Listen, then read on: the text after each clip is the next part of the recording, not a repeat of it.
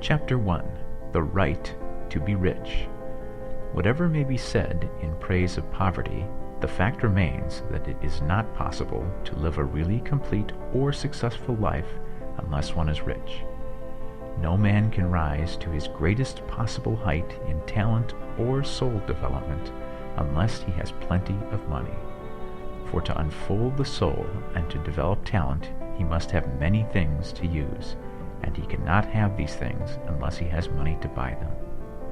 A man develops in mind, soul, and body by making use of things, and society is so organized that man must have money in order to become the possessor of things. Therefore, the basis of all advancement for man must be the science of getting rich. The object of all life is development, and everything that lives has an inalienable right to all the development it is capable of attaining. Man's right to life means his right to have the free and unrestricted use of all the things which may be necessary to his fullest mental, spiritual, and physical unfoldment, or, in other words, his right to be rich. In this book I shall not speak of riches in a figurative way. To be really rich does not mean to be satisfied or contented with a little. No man ought to be satisfied with a little if he is capable of using and enjoying more. The purpose of nature is the advancement and unfoldment of life, and every man should have all that can contribute to the power, elegance, beauty, and richness of life. To be content with less is sinful. The man who owns all he wants for the living of all the life he is capable of living is rich, and no man who has not plenty of money can have all he wants. Life has advanced so far and become so complex that even the most ordinary man or woman requires a great amount of wealth in order to live in a manner that even approaches completeness. Every person naturally wants to become all that they are capable of becoming. This desire to realize innate possibilities is inherent in human nature. We cannot help wanting to be all that we can be. Success in life is becoming what you want to be. You can become what you want to be only by making use of things, and you can only have the free use of things only as you become rich enough to buy them. To understand the science of getting rich is therefore the most essential of all knowledge. There is nothing wrong in wanting to get rich. The desire for riches is really the desire for a richer, fuller, and more abundant life, and that desire is praiseworthy.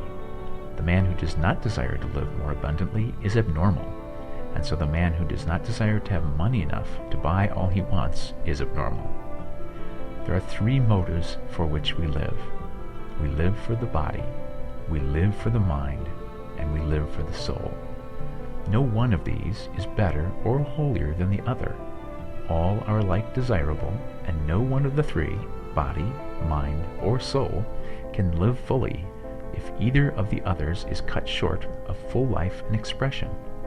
It is not right or noble to live only for the soul and deny mind or body, and it is wrong to live for the intellect and deny body or soul.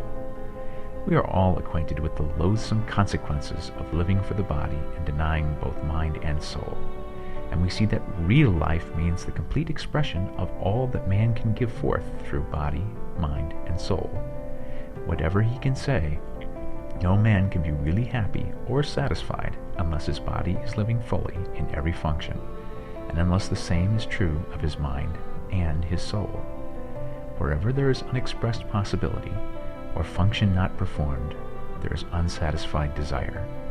Desire is possibility seeking expression, or function seeking performance. Men cannot live fully in body without good food, comfortable clothing, and warm shelter, and without freedom from excessive toil.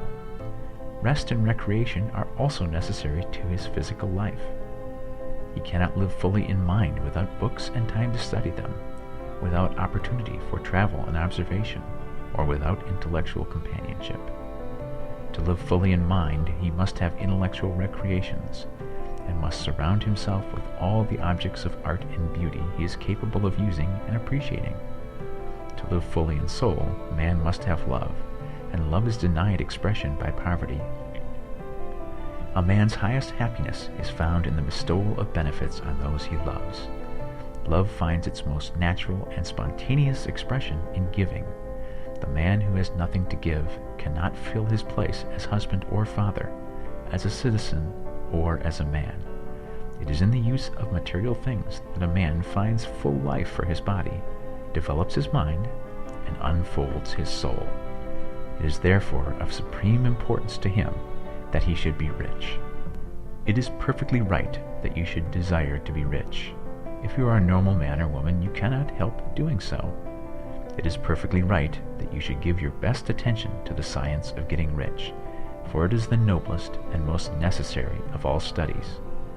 If you neglect this study, you are derelict in your duty to yourself, to God, and humanity, for you can render to God and humanity no greater service than to make the most of yourself.